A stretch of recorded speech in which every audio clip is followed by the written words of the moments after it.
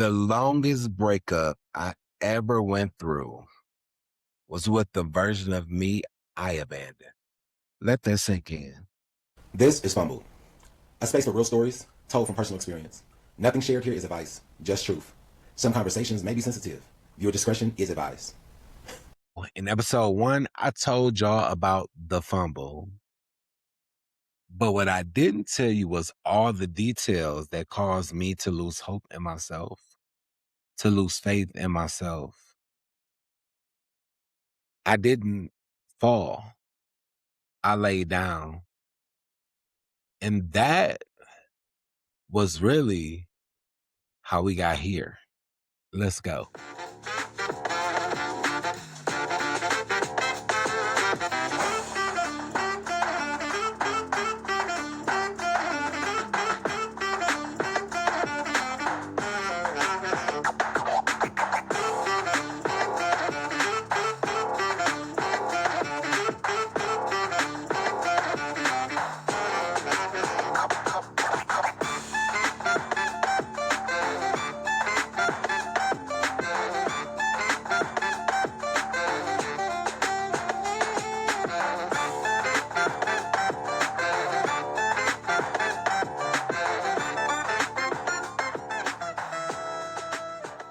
The first episode, I really wanted to give you guys an idea of what I had planned. Yes, there's structure, but it's more so being in that space where I can be my raw, true, and authentic self, where I can give pieces of me that I normally would not share because I don't trust people and I don't believe that I would give people that much access to me. And a lot of what I shared really was just based off the experience of what I've been dealing with, what I've been going through. Even when I structured this show, it was about transparency. And I believe that something that I lost along the way was how to be transparent and not overshare and not give every bit of me and not have nothing to hold on to. So I gave y'all headlines. I didn't give y'all the whole article. Why? Because if I would have did that, then there would be no reason for y'all to come back today.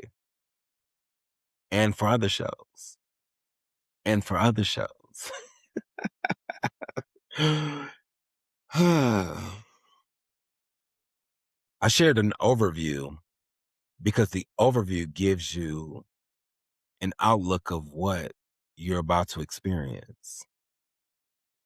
I'm not a person that you put in a box. I'm multifaceted. I'm creative. There's so many different moving parts to me. And when it comes to me talking about myself, that's always been an easy but a hard thing because everything is not about you and it's okay. I'm also a person that don't mind giving somebody else their roses and I don't mind lifting somebody else up and I don't mind patting somebody else on the back or celebrating with somebody else. So I gave you an overview and I thought it was pretty good. I thought it did what it needed to do. So here we are. Fumbled, episode 2. I think with my biggest fumble, one of the hardest things was despite popular belief, I don't mind being alone. Despite popular belief, I like silence. I like quiet. But I've allowed the world to see me in spaces that was not quiet. They were not silent. So when I present those parts of me to people, everyone thinks something wrong, or everybody thinks that I'm angry or I'm upset or whatever the case may be. The real fumble was hard to admit because I was in a place where my life was successful. Things had just finally taken the turn that I thought it needed to take for me to feel that I've accomplished what I set out to accomplish. People saw my successes and they were like, oh, well, you're successful and oh, you're this and oh, you're that. And I'm like, yeah, but what y'all don't understand is my goal is here. You're just seeing the results of hard work I put in. And the fumble was hard to share in that particular aspect because the brokenness was real. And I found myself self sabotaging because I realized that if I would have gotten known as I wanted to be, or if I would have became this famous person, or if I would have become, let's just even say a celebrity, now everything that I've dealt with is under a microscope. Every feeling, every emotion, every thing that I've experienced is now under a microscope. And I wasn't ready for that. But I also have to realize that everything I'm enduring, everything I'm encountering, it's not just for me, it's for somebody else. Y'all know what's crazy? 2020 was really the year that I checked out on myself. By then, so many things had happened. And I'll be honest, it was then that I realized that there was a lot of reflecting that I never did. Disappointments in myself, failures, letdowns, so many different moving parts. And I had become so creative with covering up how I felt or withdrawing so much to the point where I don't want to use the word pretend because I never pretended. But I will say that I became complacent in who Dantes really was. There was so much going on during those time periods. We'll just go from 2009 to 2020 when COVID hit. It was so many different moving parts. And I'm talking about I almost just got emotional because it was really just that much happening. And I was not a person who poured out or shared my feelings to everybody because I knew that everybody couldn't handle what I was going through, primarily because they couldn't handle what they were going through. And 2009, I moved from my hometown, Cleveland, to Atlanta, Georgia. Ultimately, it was on the cusp of finding out some bad news. It was so many different things happening again at that time that all I knew how to do was keep going. And that actually traces back to me being younger when things happen. I would just keep going to keep myself from spiraling or losing it or possibly doing something that I would regret in the future. So a lot of this that I'm doing now, the reflecting of it is taking me back further and further because I keep thinking that it was this one point. When I look back, it goes back further from when things happened. And all I knew was to use my trauma response and keep going. I moved to Atlanta 2009, got down there, thought everything was gonna be sweet. I'm not even gonna lie to you. I really felt like because I was moving, because I took this leap of faith, because I took this opportunity, on top of that, I was talented and I knew that God had my back. Yo, I'm going down here and I'm about to wreck shop. And I got down there and my shop was wrecked. I'm talking about to the point where moved down there, got a recommendation for a salon, went to the salon. It's supposed to be the hottest salon in Atlanta. Oh, they're getting $300 per client, all these things. And when I tell you I got there, and baby, the gag was on me. The gag was on me because there were so many different components that I did not factor in. In Cleveland, people knew who I was because I promoted myself. I put myself out there. They knew who I was because my work spoke for itself. Going to a new city and a new state, maybe they don't know you. They don't really care nothing about you. God bless your ministries. Until they know who you are, nothing you do even matter, right? So get there. I'm talking about the biggest disappointment. Still got to pay boo friends. Still got to give you this money, all these things. Fast forward, I get a phone call. The TV show that I did split ends, they called me like, hey, we're doing a spinoff show. We want you on. Boom. The rest is history. I go out to LA, film the show, and to my surprise, I won the $10,000. So that was my brain now telling me, like, yo, because you kept going, things was gonna get better. Y'all wasn't gonna get that $10,000 yet. So I still had to wait. I still had to go through some things. I had to still endure it. Listen, life tried to wear me out, but I'm still standing. Finally, I was going back and forth to Cleveland, said, are you going to trust me or are you going to continue to do it yourself? And if you're going to do it yourself, you don't need me. I stopped going back and forth to Cleveland and I literally just had to trust God. And I'm talking about for a couple months, nothing was coming through. Finally, got into a salon, started doing hair again. But even with that, like I was dealing with haters. I was dealing with so much. And as a normal human being, a lot of the people that I've encountered, that right there alone would have broke them. But it was something that God had for me that said, Dantes, you got this. You got this. And I found myself over the years experiencing more and more and more. And the problem, I believe, was I never got the lesson because I was so busy stressing and going through everything that I was going through that I continued to now repeat cycles. And those cycles led me up to 2020. So now I'm starting to now see the fruit of my labor. I'm starting to see the money coming in. I'm starting to see the opportunities come in. Now we are hit with this thing called COVID. Now, when COVID hit,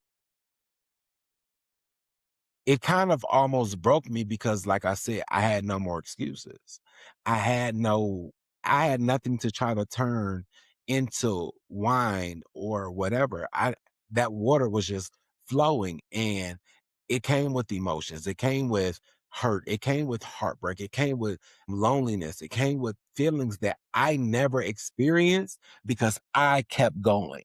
And I remember moving back to Cleveland and my mom had the conversation and I said, you know what?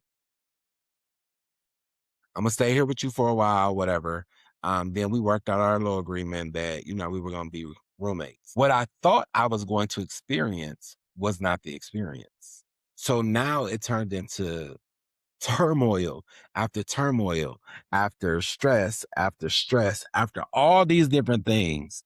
And I no longer have fight because I had truly checked out. I gave up on Dante. The drive I once had, I no longer had because it was easier for me to conform and stay in my room. It was easier for me to sleep all day. It was easier for me to not have to experience life or not focus on life because I could go to sleep. I could do this, I could do that. So I really checked that on myself a long time ago.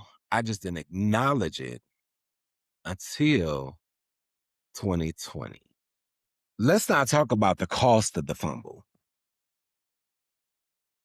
There's so much time I won't get back. And the older I get, the more I realize how valuable time really is. I won't get it back. The time I was worrying, the time I was broken, the time I felt that I wasn't good enough, I'm not going to get that time back. But I am thankful that I'm in a space and I'm in a relationship with God that no matter what, I'm going to win. No matter what, I'm going to overcome. And no, I lost out on some time. I lost out on some things, but I didn't lose my faith in God. And I think that right there in itself is the thing that continuously keeps me even to this day. Is there's a scripture that says, whose report will you believe? And I believe the report of the Lord. He said that I shall be the lender and not the borrower. He said I'll be above and not beneath. He said I will seek and I shall find. There's so many scriptures that told me who I was, but I was so busy worrying about why I wasn't good enough for people that they didn't have my best interests at heart. They didn't. And that is something that led to the question, why am I not good enough? Why is it that all these people say that they love me? All these people say they care about me, but they're never there for me. They never show me this love that they so-called have for me. And then I find myself now in a space where, you know what? This is costing you way more than you're getting in return. Next thing I know, I got people living with me. Next thing I know, I never forget, I just asked somebody, I was like, hey, you know what I'm saying? You can stay here, just don't smoke in my house. And they smoked.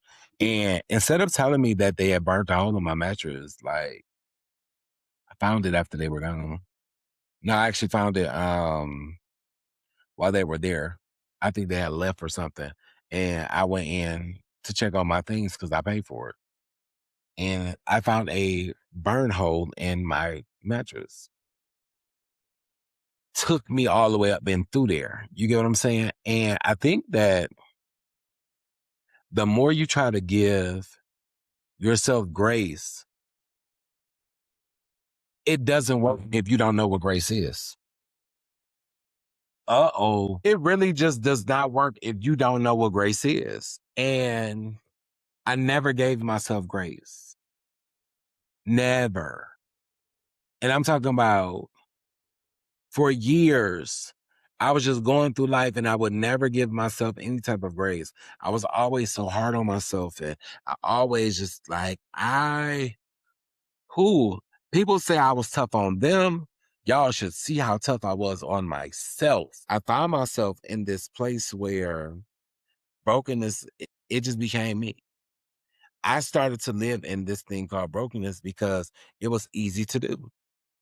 When I tried to tell people about my problems or what I was dealing with or what I was going through, nobody believed me anyway. So I might as well live in this space called brokenness.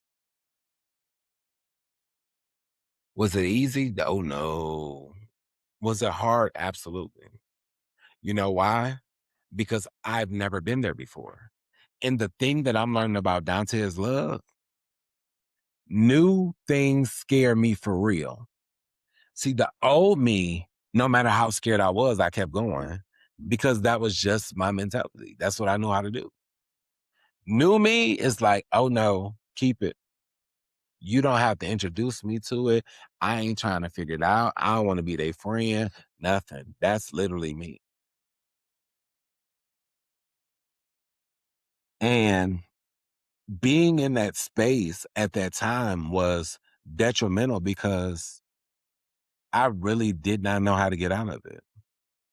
So when people say that they're fighting depression and they're fighting these things, now I have a empathy that supersedes my own thoughts because I get it.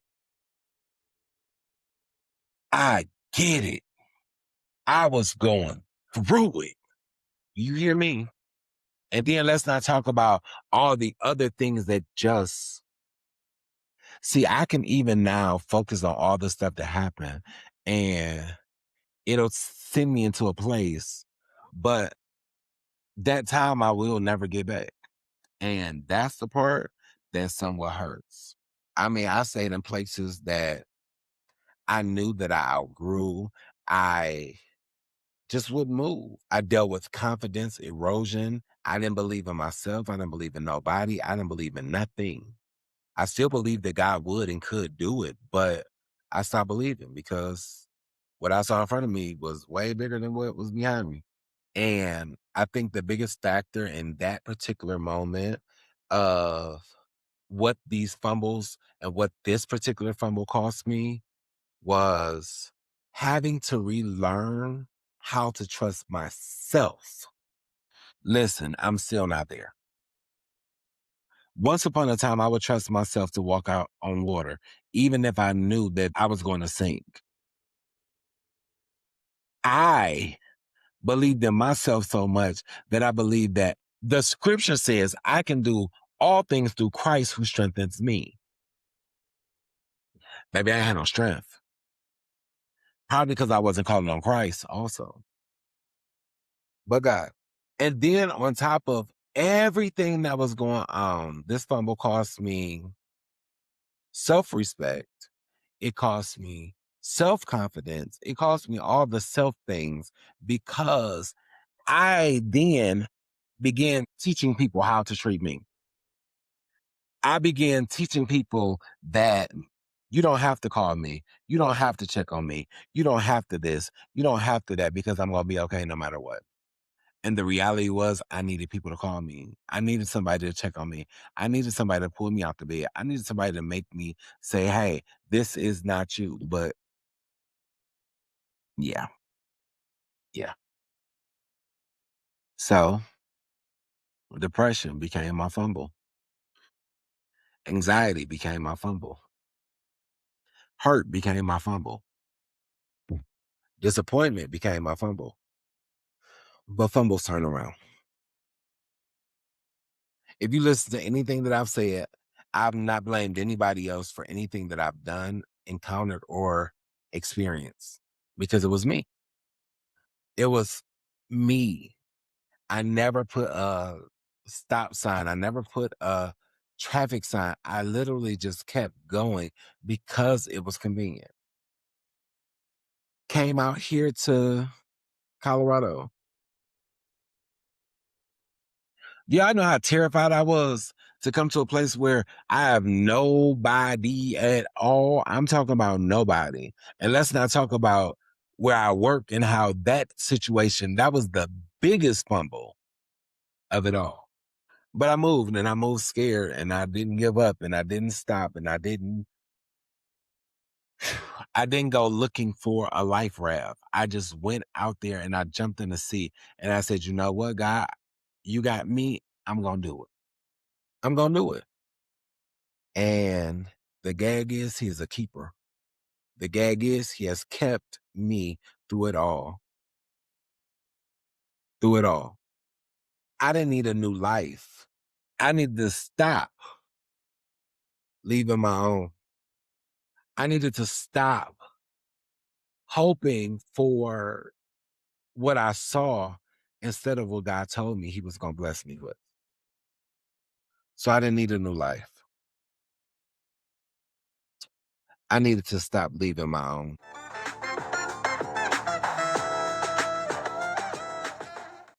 The lie I told myself to make it okay was keep going. Don't stop. You got this.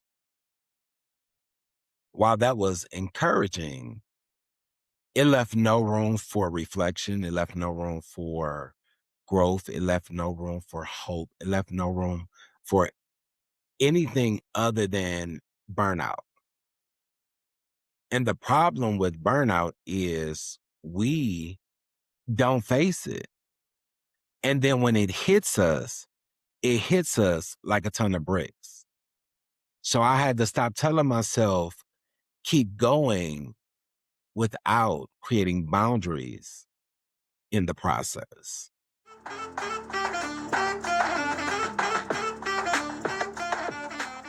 What I messed up was I stopped having hope in all the things I believed in. I stopped believing that things will get better. I stopped believing that people had something good about them. I stopped believing all the foundational truths that were essentially what made me who I am. While I did not stop believing in God, in a way I did because I stopped praying as much. I stopped singing as much. I stopped fasting. I stopped communicating as much because all I could see was what was in front of me. And the crazy thing is, When the Bible tells us that God said he'll never leave us nor forsake us, God never left me. He never gave up on me. He never stopped believing in me. He's never stopped none of that. And I found myself literally in a space where, yo, I'm tired. Yo, I give up. Oh my God. Like, I'm talking about, like, I was so emotional. I had never been this emotional in my life. And I believe that that was the part right there that just kind of drove me to a weird space because, yo, you know who you are, my boy? Do you understand the gifts and the talents and the anointing and the calling that's on your life? Guess what? I couldn't think about none of that. All I could think about was everything that I had worked for is now gone. All I could think about was everything that and striving to become, I became and lost it. And the sad part is all I had to do was pivot. All I had to do was really continue to trust God because he knew the plans that he had for me. And those plans was to prosper me. But he's not going to try to force nothing into a closed hand. And when I tell y'all, my mess up was bad. Cause we're in 2026 and I'm just not recovering. So we talking about, and I'm talking about like I'm the process of recovering. We not even talking about like I'm back in the space where everything is just everything. No, I'm literally in a space where I still just believe everything that God has said to me, his word is true. And no matter what, I'm going to become everything I'm supposed to become. So I messed up because I stopped having hope in the one I should have been hoping in, the one who has never failed me, the one who has never gave up on me. And listen, I really messed up because I started focus on my feelings instead of my faith. And the thing about feelings, feelings change. So now I'm going through all these emotions. I'm tired, I'm tired, I'm tired. And guess what? Feelings changed. So now I'm not tired anymore and I'm have a little bit of ambition. I have a little bit of, yeah, I'm about to go. I'm about to get this. I got to get it done. And I don't get it done. I started, but don't finish it. I'm sorry, y'all, if I'm being too transparent, but when you get to that space, it's really you questioning yourself, what do I do now? Because that became the question. Why am I not good enough? Then I had to ask myself, who are you measuring you to? Because there's only one of you. There's only one that can walk in your shoes the way you walk in your shoes. And now I get to this space where, yo, well, I guess you have a point, Dantes. And I had to draw myself back in because I was hoping somebody else was going to pull me out, but nobody came. This Fumble Flash is really about when I finally decided that I can't keep doing this. I can't keep giving up on myself. I can't keep not fulfilling what I said. I've never been a person who said I was going to do something and just not do it. I have to get some things done. It's some goals that I've set that I have to see happen. It's some things that I have prayed for and I want every bit of it. What finally made the pain loud enough? When you realize that you're going to be the only person that's going to pull you out of this. The sentence I had to say to myself, and I had to say it out loud, was, you're still going to keep going, but this time you're going to do it the right way. That's when the shift started.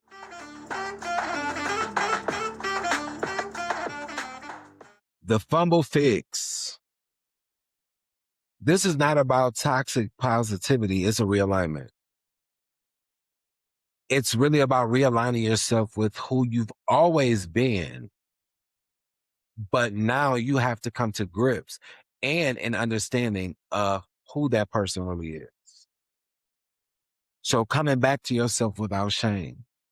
Listen, I'm telling y'all, I beat myself up so bad to the point where, look, I didn't even think God will forgive me because that's how bad I was beating myself up. But He said, "Come to me, all you that labor and are heavy laden." And listen, when I tell you that scripture is the truth, God will hold you when you are the most tired. God will keep you when you are the most broken.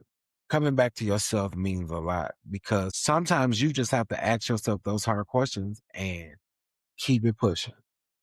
Rebuilding trust through small promises. I had to start promising myself, like, yo, you need to be on time. Yo, you need to read a book. Yo, you need to do this. Yo, you need to do that.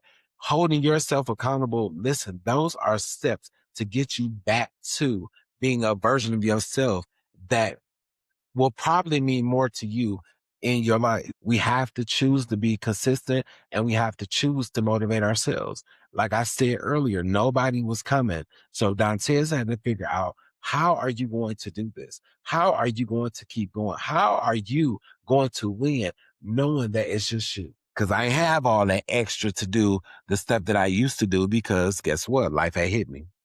And I also have to let go of versions of myself that survived but didn't thrive. I had to stop focusing on being Dantes the hairstylist.